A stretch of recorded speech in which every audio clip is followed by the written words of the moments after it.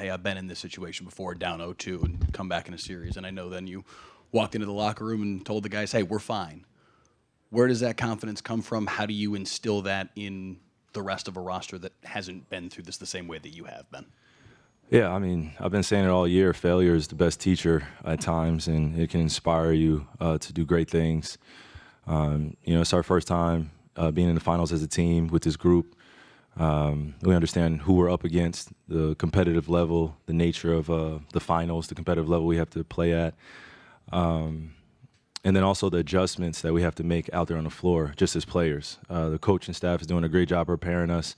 But it's our job as players to make those adjustments and play even harder, especially when the game's getting a little out of balance or we have a lead and we want to extend it a little bit. So a lot of it is just a learning curve for myself, for my teammates, and also a peace of mind that we give each other that, we want to give ourselves a chance by leaving it all out there on the floor and playing our best and preparing the best way we can. So that's literally been the focus since Game 2 ended. Was just putting our best foot forward, coming back home, feeling good, feeling familiar, and letting our game speak for itself. Fifth row on the aisle on your right. Hey, Kai. Blake Elliott, 105 through the Fan. How confident are you in just your own personal game, kind of getting back on track? I think even to your own standards of where you didn't want to be in games 1 and 2, coming back home, where are you at mentally just in your own game? Yeah, I mean, the first thing of that is just accepting that I haven't played well or up to my standards or as well as I would have liked.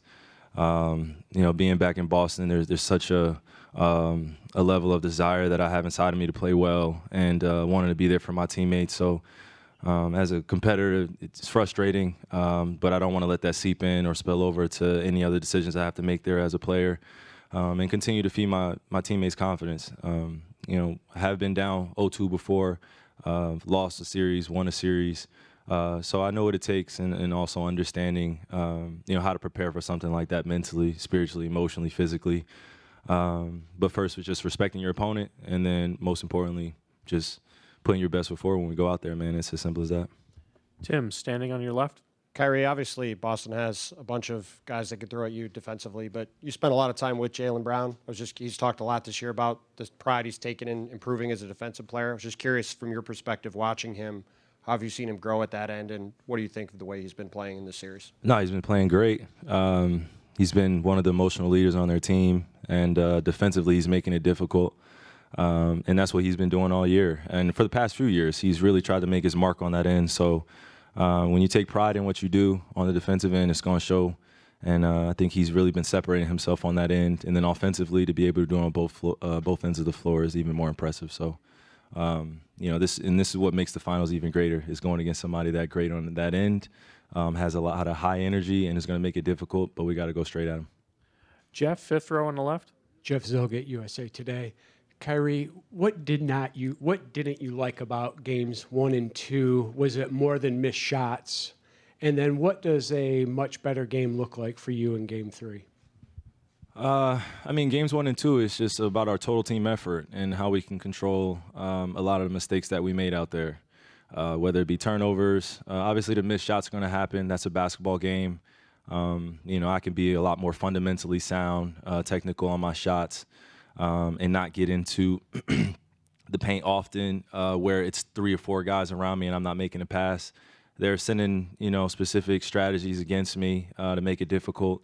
We're at the highest stage in the world. So, it's a small sample size. We only get, a 7-game series potentially. So I just can feel the stakes being raised up a little bit more. The pressure is natural, makes diamonds. But I think for us as a team, we just have to control what we can control on that end of being able to match their pace, but also feel good about ourselves when we're getting stops. When we get stops and we get out in transition, we're a better team. When we're getting stops and giving up offensive rebounds, or we're getting stops and then we're turning the ball over, it hurts our chances to even be in the game. So the margin of their victories haven't really displayed the full story, in terms of the Celtics beating us, but we just have to continue to lean in on each other, especially when it gets tough out there, because we're going against a great team, and they're not going to stop pressing us. They're not going to stop their pace. They're not going to stop testing us on both ends of the floor. So we know what we're in for, but now we got to raise it to an even higher level, and it starts with me. Same row towards the center. Hey, Kyrie, drafteados from Spain. The other day and now you say that it's not the first time that you are in this position, down 2-0 in the finals. Can you tell us what you learned in 2016 that is helping you right now, and what are you sharing with your teammates from that experience? Just sharing with them that it took a lot of resilience. It took a lot of will to win in 2016, but that's also a different team. We had time to fail together. We had time to go through our trials together. We lost in 2015, and a lot of guys came back in 2016, and we won. So there was an inner motivation there. And we also knew who we were going against and how well they played. So I think if you have a healthy way or perspective of looking at where we are now, it feels like we are that team that's gaining the experience, that's being able to fail at this level, and now we have an opportunity to respond, and that's all you can ask for in a basketball season.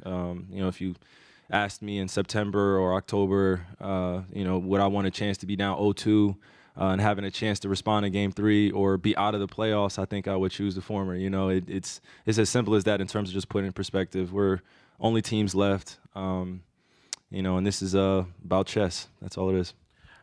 Next question here in the front. Kyrie, here with NBA social media. I'm a correspondent for today. It seems like, you play the game free, day in and day out. I just kind of want to know the, different variables, whether, the people you surround yourself with, does it come from your work? Does it come from, different routines that you do? Just want to, kind of get your thoughts on, how you are able to, go in and play a, free 48. Yeah, no, that's a great question, Kay. I think it starts with, just being aware of your own goals and what you want to accomplish, your team goals, how you can help accomplish that, but also what's going to bring you peace of mind off the court when you leave it. Some of us would say family, video games, other business entrepreneurial opportunities, but just helping you have a healthy balance with the game. The game is going to be the game. It's going to torment you emotionally. You're going to fail. You're going to succeed. You're going to make shots. You're going to miss shots. But you want to be able to go home to a great family, people that love you unconditionally, and those that are going to be truthful with you. I'm grateful that I've been able to build a tribe around me that has all those. So,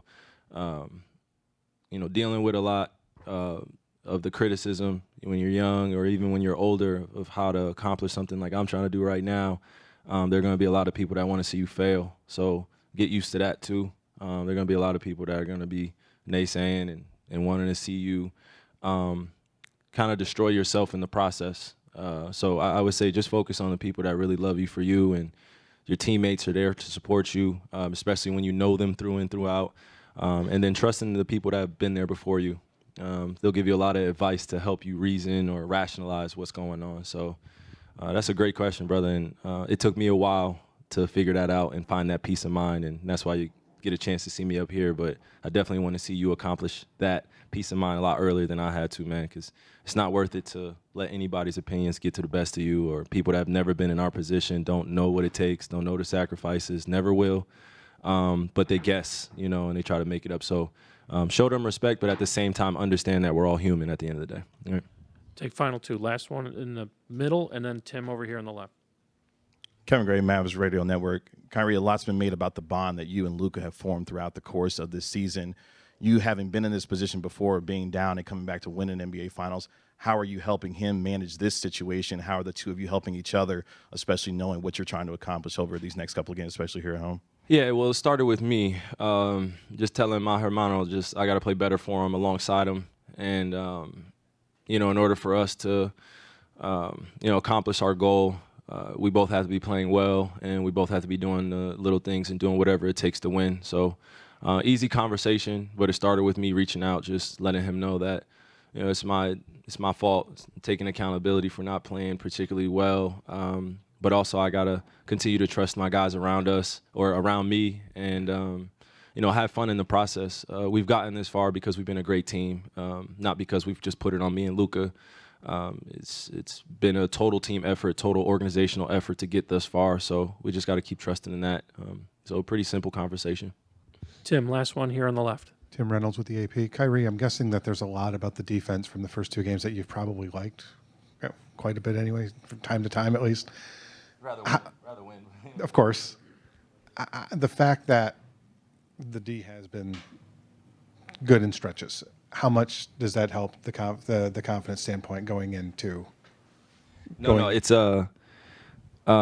man, we definitely have had some moments of positivity on the defensive end where we've gotten the missed shots. Again, when I just remember one play that comes to mind, just where potentially could be down 6, and then Peyton Pritchard comes down and hits a 3 going into the fourth quarter, where it gives them a little bit more breathing room to have the game in their hands. So just being aware of some of the plays that they're going to try to make at the end of quarters, the plays that they try to make to start off the game, to get them going a little bit, the plays that they run when